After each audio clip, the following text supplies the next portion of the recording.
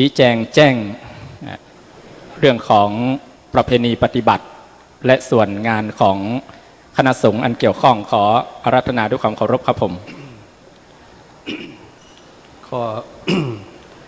ถวายความเคารพในพระเดชพระคุณหลวงปู่พระพรหมมงคลที่ปรึกษาเจ้าคณะภาค7พระเดชพระคุณพระพรหมเสนาบดีเจ้าคณะภาค7ที่เคารพยิ่งท่านเจ้าคุณท่านพระธรรมเสนาบดีรองเจ้าคณะภาค7ท่านเจ้าพระเดชคุณท่านเจ้าคุณพระราชวิทยสุทธิเวทีรองเจ้าคณะภาค7และเลขานุการเจ้าคณะใหญ่หนเหนือพระสงฆ์เถรานุเถระที่เคารพครับผมขออนุญาตกับเมืองเอา2 รูปนี่คือท่านพระครูอดุลศิลกิจจะมาเรื่องเกี่ยวกับประเพณีไปปีใหม่เมืองในภาคเหนือของเรานะครับจะประเกิน10 นาทีครับจบก่อนอื่นที่ผมจะขอสรุปที่ผมจะขอสนับสนุนในเรื่องนี้ก็จะขอนิมนต์ท่านพระครูอดุลศิลกิจซึ่งได้ศึกษาเรื่องโหรเรื่องประเพณีล้านนาไทยของเรารูปหนึ่งนอกจากนั้นก็ยังมีคฤหัสถ์ญาติโยมที่สนใจในเรื่องนี้ครับจะนิมนต์ท่านก่อนเนื่องจากว่าวันที่6ที่ผ่านมาครับที่6มีนานะครับที่ผ่านมาคณะโหรต่างๆทั้งถึงเมืองน่าน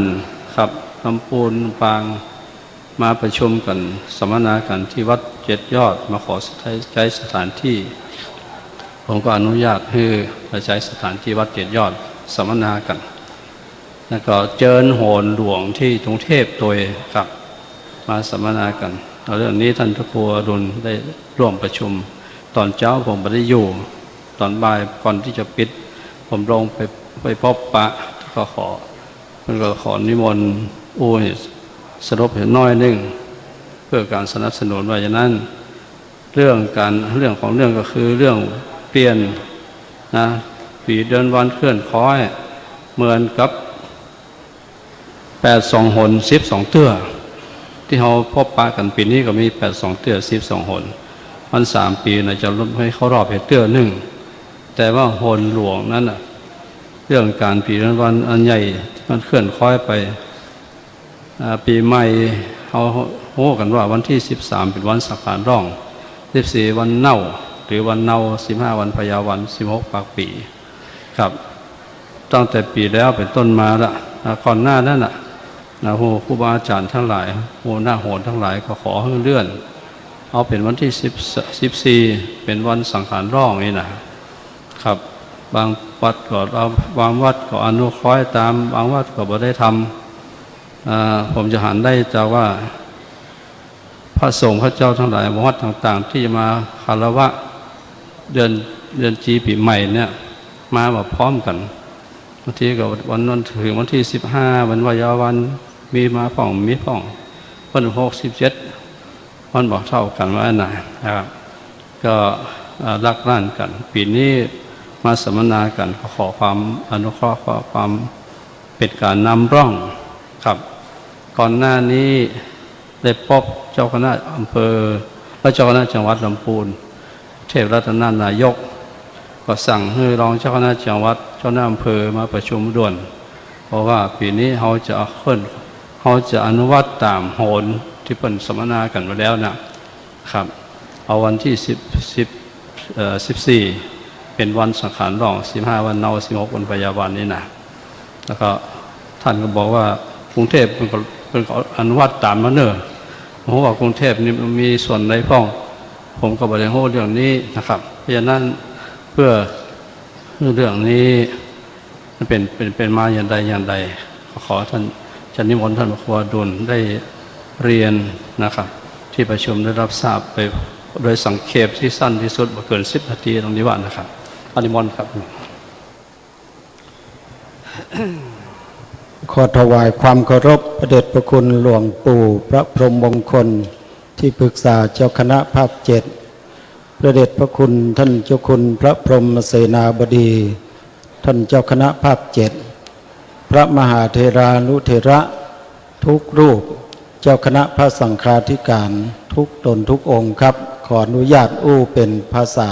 กำเมืองเขานะครับเนื่องจากว่ามี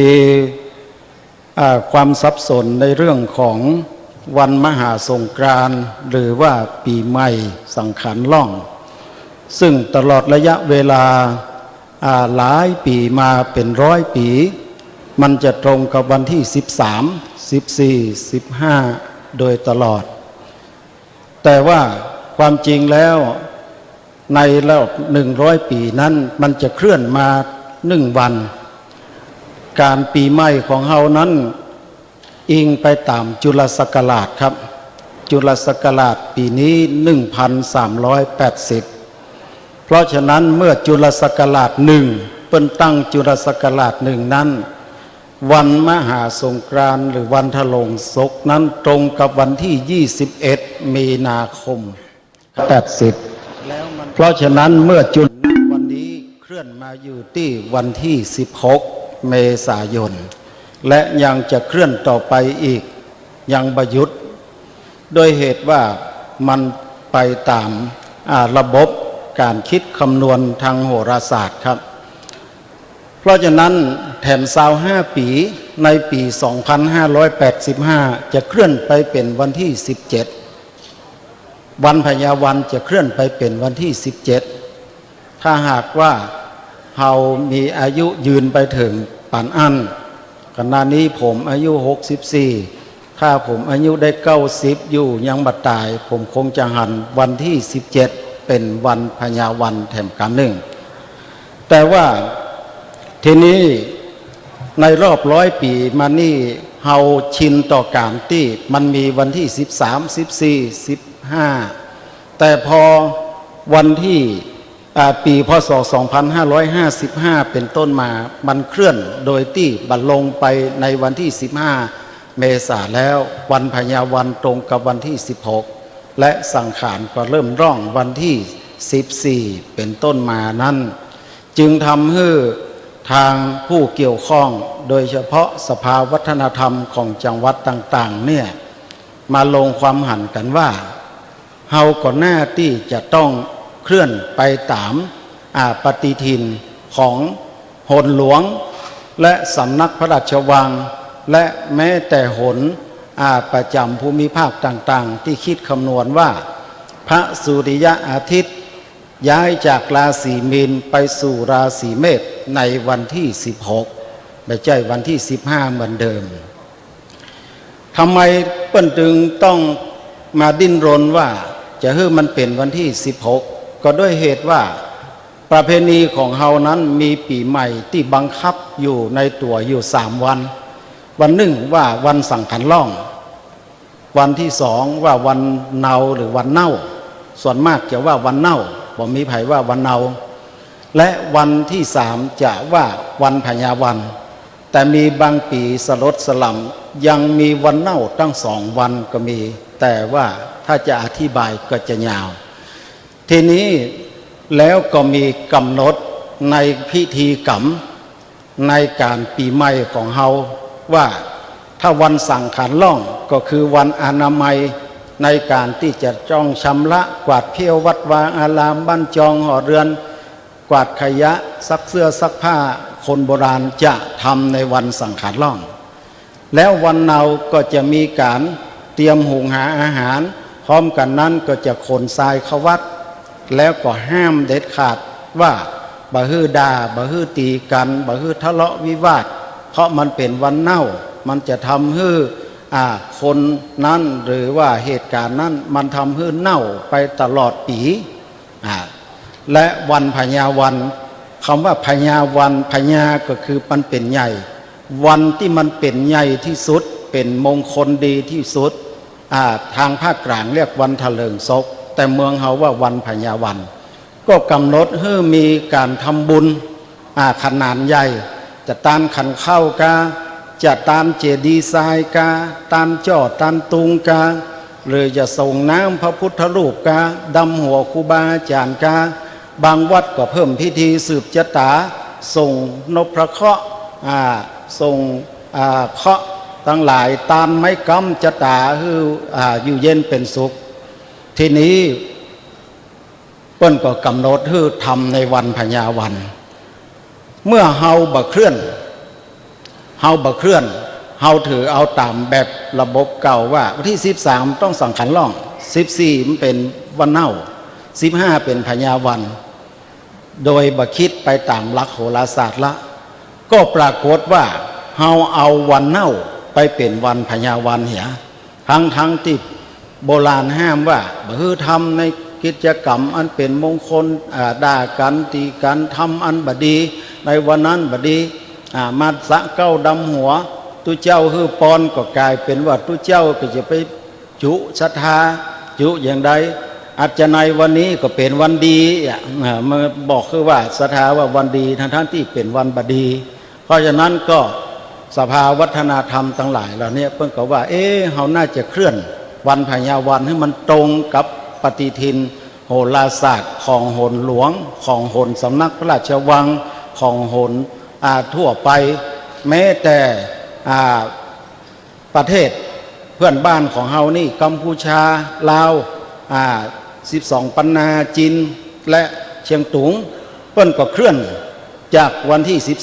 13 14 15ไปเป็นวันที่14 15 16ที่มันเคลื่อนนั้นมันบ่ได้เคลื่อนเพราะเหตุอย่างเพราะการที่คิดคำนวณนั้นแต่โบราณนั้นบ่ได้คิดคำนวณไปตามวันที่ครับเปิ้นคิดคำนวณไปตามจันทรคติคือขึ้นแรมว่าสังขารจะล่องกี่ค่ำวันเน่าจะเป็นวันกี่ค่ำและพญาวันจะเป็นวันกี่ค่ำในปีนี้โหรหลวงทุกสำนักเมื่อบวกลบคูณหารคิดแล้ววันสังขารล่องตรงกับเดือน7ดับครับเดือน7ดับมาได้บอกว่าเป็นวันที่หยาเพิ่นบอกว่าเดือนภาษากลางว่าเดือน5แรม14ค่ำเพราะเดือน5มันเป็นเดือนขี้จะต้องดับผลเดือน5แรม14ค่ำเป็นวันสังขารล่องเดือน8ขึ้น1ค่ำเป็นวันเน่าวันเดือน8แรมขึ้น2ค่ำเป็นวันพญาวันครับอันนี้คือหลักโบราณจะคิดไปตามจันทรคติแม้ในพุทธศาสนาเขาก็ต้องตามจันทรคติวันวิสาขบูชาก็ต้องแน่นอนวันเดือน8เป็งแต่ถ้าปีใดมีอธิกมาศก็เลื่อนไปเดือน9เป็งเข้าพรรษาก็เช่นเดียวกันต้องเดือน10เป็งตลอดถ้าหากว่าเป็นอธิกมาศก็เลื่อนไปเดือน10หลังโดยเหตุนี้แหละครับการที่ว่าไปตรงกับว่าเราจะทำมงคลในวันเน่าก็กินใจศรัทธาญาติโยมบางคนก็ว่ามันบดีนะปฏิทินเปิ้นว่าวันเน่านะโหรหลวงเพื่อประกาศเป็นวันเน่านะแล้วเราไปทำมงคลมันจะบดีตลอดปีก็หามันจะทำให้บ้านเมืองวุ่นวายบาสงบสุขก็หาหน้าเราจะเปลี่ยนให้มันตรงกับวันเสียอันนี้คือการที่มีการพยายามในการที่จะนำเสนอพระเดชพระคุณหลวงพ่อจังหวัดต่างๆเพื่อต้องการอยากจะให้ว่าเฮาเคลื่อนวันพญาวันไปเป็นวันเดือน8แฮม2ค่ำหรือตรงกับวันที่16เมษายนทำไมเฮาจึงไปยึดติดว่าวันเน่ามันจะต้องบัญญัติหยังผมเมื่อวันที่ผมก็ว่าแล้วแต่การทำบุญของศรัทธาญาติโยมไผ่ใครมาญะวันใดก็เป็นอย่างนะแต่ที่นี้ผมไปบรรยายหลายที่หลายแห่งเพื่อก็ถามเรื่องนี้แต่ผมไปสะดุดเมื่อตะวานี้ผมไปเป็นวิทยากรที่มหาวิทยาลัยราชภัฏลำปางครับคนลำปางลุกถามผมว่าท่านพระครูบัดเดี๋ยวนี้นะเผาศพเกือบจะบ่มีวันเผาครับเป็นใหญ่วันเสาร์ก็ว่าบดี